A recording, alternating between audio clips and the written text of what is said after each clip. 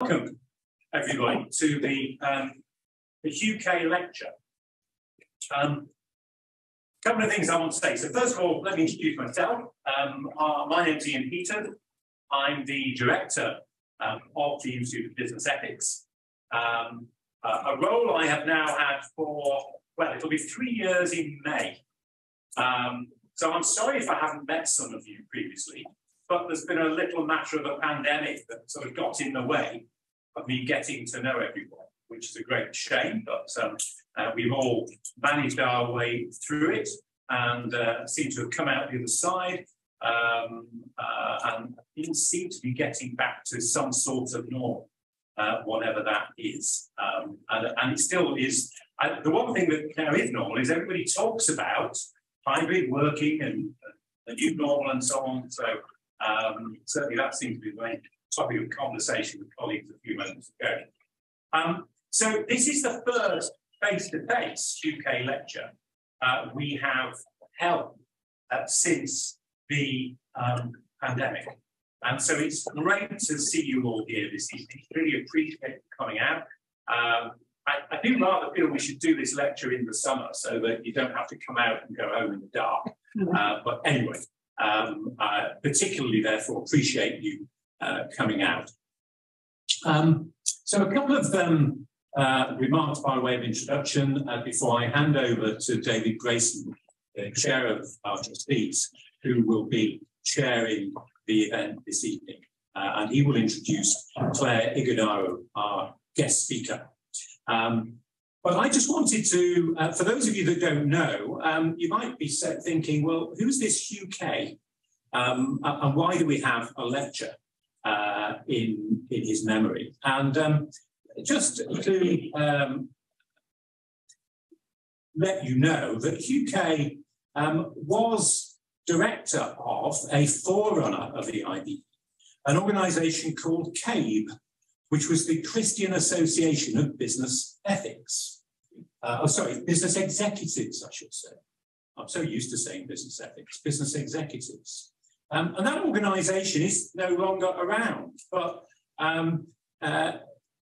Hugh Kay was the director between 1971 and 1986, I believe.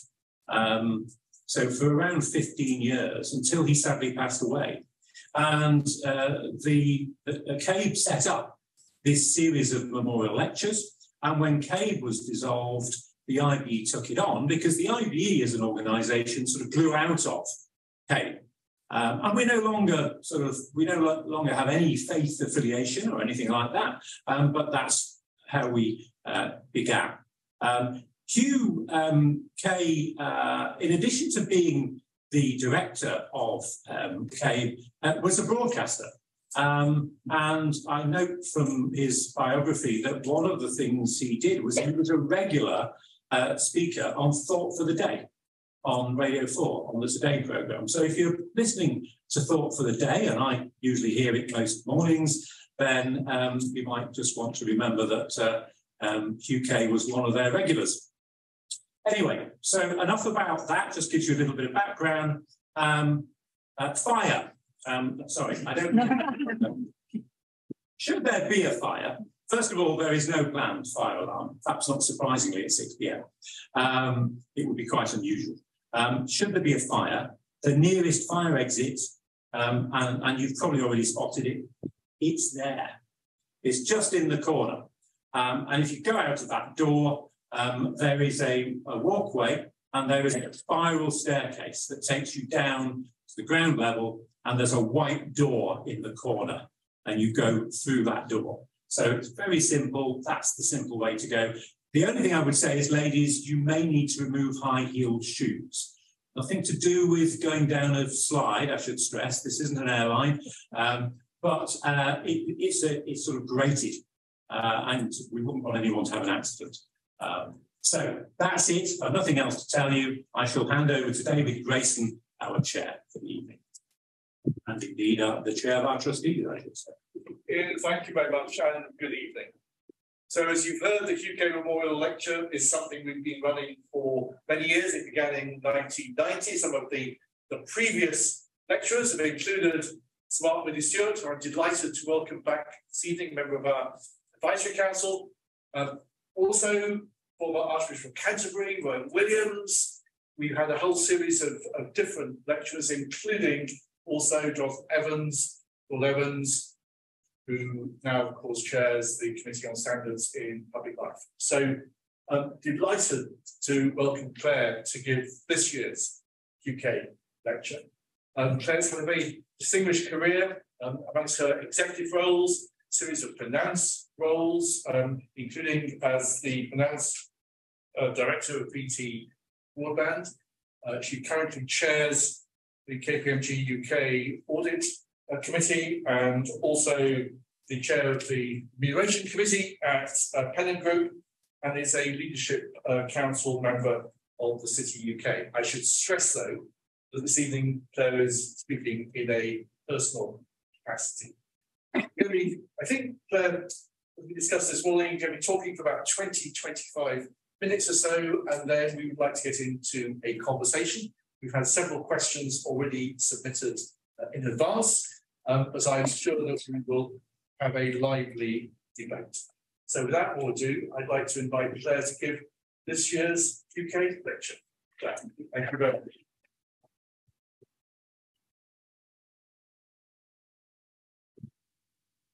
Thank you, David, and thank you, Ian. And good evening, everyone. After that list of speakers, I feel embarrassed to be here. I'm not quite sure why you want me, but I shall do my very best. I think the Institute of Business Ethics, which works with organizations to strengthen their ethics culture, to encourage high standards for business behavior based on ethical values. And there's no argument with it. This is a mission that I'm honored to support tonight. And I should point out as well that I'm not a theoretical ethics expert. There are many in the room, so I hope to learn from you. However, I suppose I am what many of us are as well, is someone who is governed by and also responsible for ensuring an ethical workplace or an ethical profession. And my experience in the leadership of some complex organizations, not speak of my direct involvement in developing and issuing global codes of ethics for accountants, underpins my strong conviction that ethical behavior must be embedded at the heart of business practice. Now that's easily said. However, as evidence shows, sorry, I just realized I might break your lecture. I should try not to. Right. No, I think the wobble is part of the. As I said, it's easily said, but evidence shows, unfortunately, nowhere near as perfectly achieved as we might expect or desire. So I'd like to explore why, despite the growth of ethics codes, and many of you here are involved with ethics codes and their application, why is moral behavior in organizations perceived to be an increasing challenge for business leaders and professionals? And I have a focus on finance, my background, but these concerns apply across business and different professions. So this evening, we'll consider business ethics, ethics codes and their utilization in business, particularly finance. We should also question how ethics codes and their implementation can become counterproductive, and our appetite or courage to challenge these frameworks for application. And we must, of course, consider what choices, what next steps are available to us in developing ethical frameworks. So how do we define ethics in business? Well, the simple definition of ethics, of course, of ethical behavior is doing the right thing. And that seems to me to be obvious until you stop and think. And obviously, it assumes a clear, shared, universal understanding of what is right. So the difficulty there, the Oxford Dictionary I looked up defines ethics as the moral principles that govern a person's behavior or the conducting of an activity, beginning to indicate the complexity of explaining ethical thinking. Although at this point, I would like to emphasize that the complexity around ethical thinking is not the same as what I find a frustratingly simple assumption of differentiating moral principles by nationality or race. As a British Nigerian, I've had to desensitize myself from the prevalent opinions that some other cultures have an inherent poorer manifestation of ethical values, or even that a lack of ethics or morals is the norm in those societies. And it wasn't that long ago, a Nigerian friend was telling about a meeting he had, which had gone really well. And discussions were good, the commitments were made, terms were agreed, etc. And at the end, they stood up to shake hands and close the deal. And having shaken hands, the gentleman who was meeting him held his hand out, slowly counted his fingers. And he was somewhat puzzled and said, what looks puzzled. This gentleman laughed and said, I've been told that when you shake hands with a Nigerian, you must count your fingers at the end of it to make sure they're all still there. So there are perceptions about ethics. I mention it because when I was at the global, on the international ethics body, I think we have people outside trying to get in. So just let them come in rather than waste the whole job, you can stand by. But there is no, I was firmly with you, there's no differentiation in terms of what ethics is. And let's come back to that. So this is not a digression, because in our global interdependent markets, shared or aligned ethical frameworks are both necessary and valuable, and need not be in conflict with local customs, in spite of what some might assume. So ethics in business. Some feel that's a contradiction in terms. I personally don't, but sadly, business itself has moved on from the 1970s Milton Friedman doctrine that an entity's greatest responsibility lies in the satisfaction of its shareholders. Of course, it does have to provide a return to its investment. But it's moved on, it recognizes and encompasses the broader range of stakeholders: customers, clients, employees, suppliers, regulators, and lately the environment, as well as the investors, are all taken into account by a good business. So ethics is expressed in behavior and judgment. And it's in the public interest then that the complexity of making these judgments is not left to subjective or selfish interpretation. In terms of trying to understand ethics, again, I spoke with a colleague at the Westminster Abbey Institute, Dr. Claire Ighodaro, who actually describes ethics as a three-legged approach to moral decision-making. She uses ethical and moral synonymously because one has Greek roots, one has Latin roots, but they're the same thing. She writes lots of books and she's very good at this sort of explanation. But her three legs are goal-based, duty-based, and right-based. So the first consideration in ethical thinking is goal-based, focusing on the rightness of the outcome of the action. And actions are right if their outcomes are right. A second leg, duty-based, considers the rightness of the action itself, the content of the action, how it conforms to moral principles. And the third leg, right-based, takes into account the rights and expectations of those affected by the action, by the stakeholders. And Dr. Gilbert describes this approach as being like a three-legged stool, each leg of which represents one of the three approaches, enabling the stool to stand firm, even on rocky ground. This doesn't mean that every decision favors each approach equally. What it means is that each approach is given equal weight in consideration. And then if one has to take precedence over the other, the cost, the moral cost is recognized. And with competing rights, etc., this is a way of thinking that is helpful, I think. So how do we drive ethical behavior in business? The framework laid out by the Institute of Business Ethics, for instance, offers this helpful map for journeying from organizational purpose, delivered through ethical values, to embedded in culture and influencing the behavior of the business's decision makers. And the core element of this journey is the ethics code. Essentially, a good code of ethics sets out the expectations that the company or organization has for how its employees or its professionals should behave in any given situation to assist with decision making. So ethics is expressed in behavior and judgment. How, therefore, does a code deal effectively with judgment, with ambiguity, with competing rights? Boards of directors, those charged with governance, commonly articulate the desired purpose and values for their organizations or professions. And these are then supported with the help very often of ethics experts, many of you in this room, and other clever consultants, is it can then converted into or supported by guidance and rules for the wider workforce on how to behave and comply with the values. And these codes of behavior seek to set the benchmarks of good ethical behavior in the organization.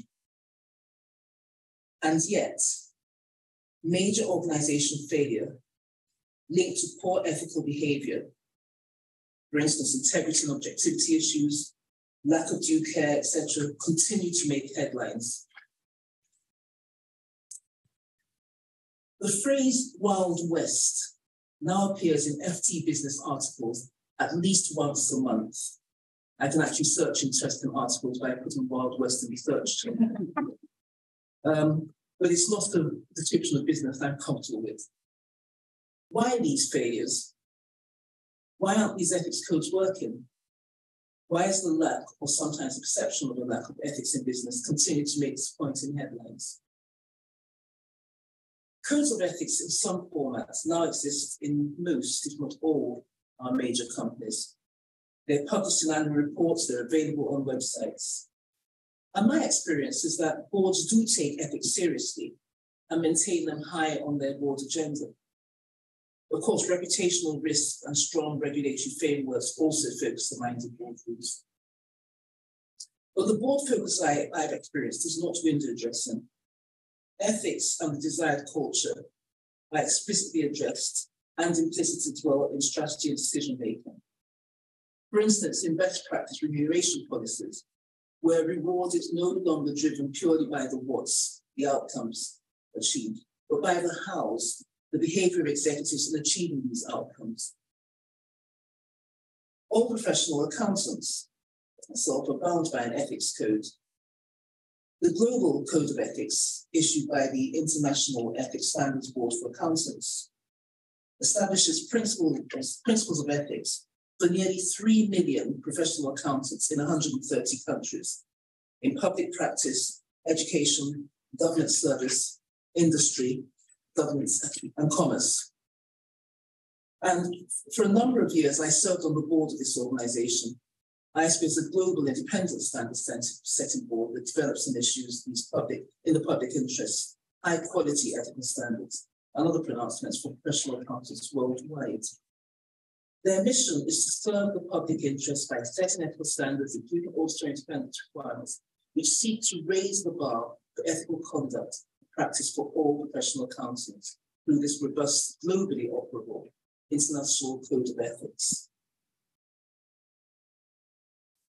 And the ISB code establishes 5 fundamental principles to be complied with by all professional accountants. And as you might expect, even those who aren't accountants, but these 5 are clear principles that the accountants should follow. Integrity, obviously being straightforward and honest in performing services. Objectivity, professional accountants should not allow bias or conflicts of interest or undue influence of others to override their professional business judgment.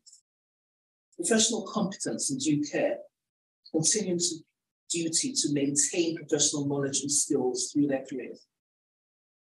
Confidentiality.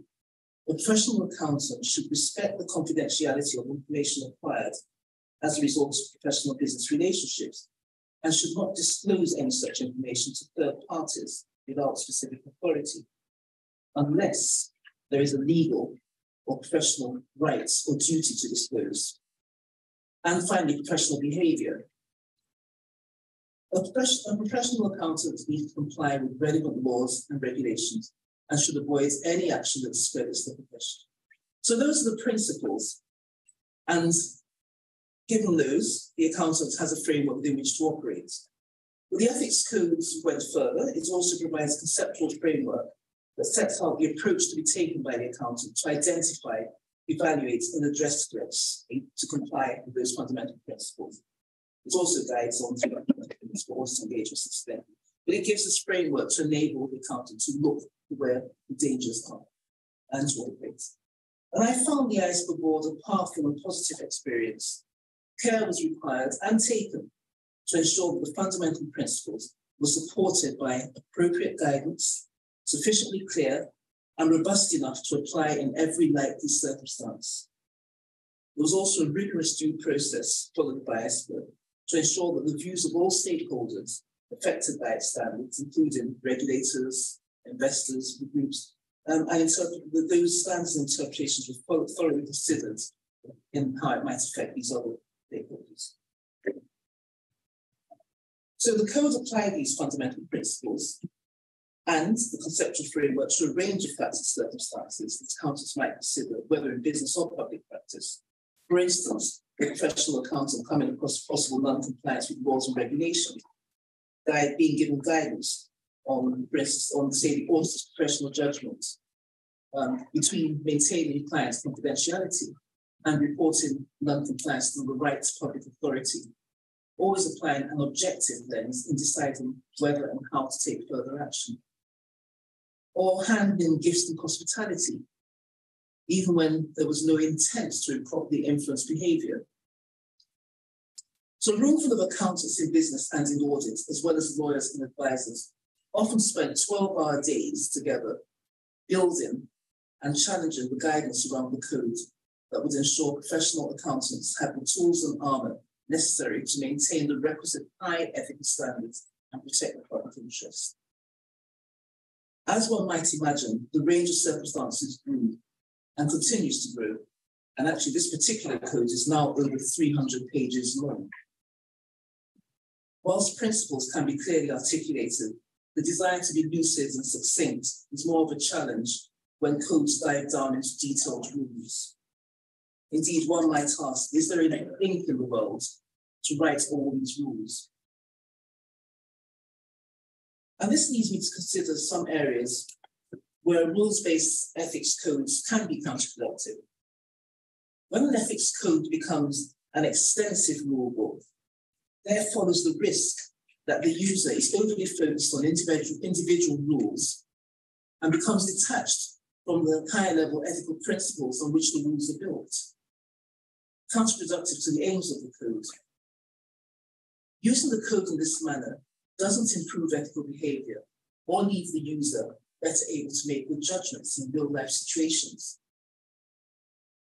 The Chartered Institute of Management Accountants, CIMA, study of members' attitudes to ethics codes, noted that ethics was stated to be the most important aspect of professional services for them, but they emphasized the need for more ethics codes communication and training, perhaps recognizing complexity as well as the importance.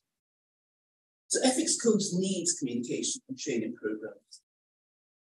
Research including the work on governing culture by Una Harper, I think it's in the room somewhere, with the FRC, consistently show that good culture programs are what delivers better ethical behavior, not just reading the codes. The challenge is that too many culture change programs, though, end at the beginning, the launch event. The program team can tick the completed box, and I've seen all these programs listed out. And then there's a green because the program has been launched. There's been a big event, and everybody's read the pamphlet, or it's 300 pages. They've got the booklet, so in some cases, a few hundred pages, more 100 pages. But what's missed is the long path ahead for the organization. So I feel that's the beginning, not the end of the process. And my personal experience over the years of meeting and mentoring people at different levels in organizations is how often I hear feedback on their frustrations with what one group recently described to me as the avalanche of initiatives dropped on them from above. Ethics training is diminished in those circumstances, not because the receiver doesn't want it, but because it's lost in this great scheme of programs. Many years ago, I was told to beware of soggies. It was a long time ago, it was in the 80s, and excitingly, my first promotion into management, albeit having been told by the HR director that I was going to have a trial period. Not because of my performance, he said, but because the team I would manage had fought in the war. My face would not be what they were expecting as a boss. This was the 80s. Anyway, I took on the challenge, they took on the challenge. And that challenge aside, the team were mostly a group of experienced, courteous professionals. And as I was the only female manager in this large engineering company, they took it on themselves to offer their wisdom and be helpful. And one I remember was a chap who said to me, I must beware of soggies. And of course, I thought this was a technical engineering acronym that he was going to explain to me, so I sat down to listen carefully. It turned out to stand for Senior Officers' Good Ideas. It probably is things that were imposed from the exec floor, just got in the way of real work. And then there is the issue of length and complexity of codes. I mentioned, in fact, the ethics code for accountants, over 300 pages long and growing. Company ethics codes and compliance codes also tend to grow rather than shrink, although in my experience as a plural director, I have got some very neat, clear ones that I admire. But they can get very complex. The resulting density means that the codes cease to be the go-to or ready reference manuals of their intent. And as a result, they're not used when they're most needed. Compliance regimes also use the sheet approach to measure the embeddedness of the code, or using the sheet approach to introduce the code, often confirm knowledge. An annual box tick, for instance, is often used to confirm knowledge of the code, but that doesn't reach deep enough, of course, to be effective. As the CIMA survey indicated, there is a desire for richer ethics engagement. And then there is a third matter as well. Are culture change programs holistic enough? If, for instance, 50% or even 20% of an organization's operations are outsourced, what is the value of an ethics culture program that targets the main organization? What about the supply chain, who may be part of the business, but will face of your business, even if they're not part of the organization? So is the wider workforce participating in the design and delivery of the program? Are your distribution channels aligned? But these risks can be mitigated. So where next? I believe a more holistic approach to ethical training culture programs would be helpful. What happens when those expert consultants or the ethics wonder person leaves the room? How is that energy and engagement maintained? What happens when the impressive presentation and the plans are approved, then unleashed on the people? Is the wider workforce participating in the design and delivery of the program? It is absolutely appropriate to expect the leaders of the organization to bear accountability for ensuring an ethical culture. But as the FRC, the Financial Reporting Council, regulatory body states, leadership and culture should come from the top through actions and attitude, but the workforce must feel engaged and able to contribute. Well-written ethics codes have many benefits. The CIMA study found that 22% of junior professionals had encountered an unethical dilemma in the past 6 months, and 41% of C-suite accountants had experienced an issue in the same period.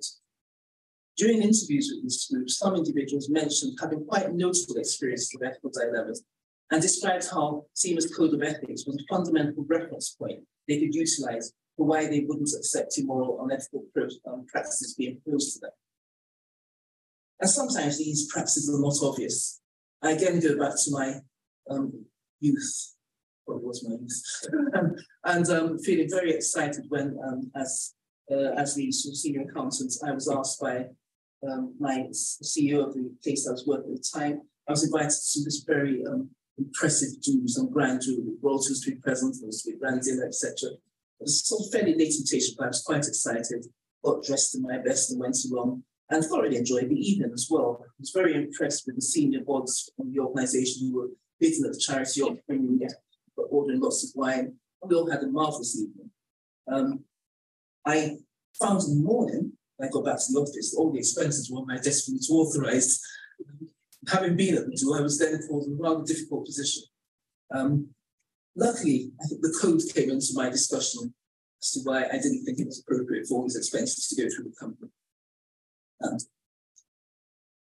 Anyway, so here we are. Feedback demonstrates the desire for ethical training, particularly amongst the up-and-coming millennial professionals.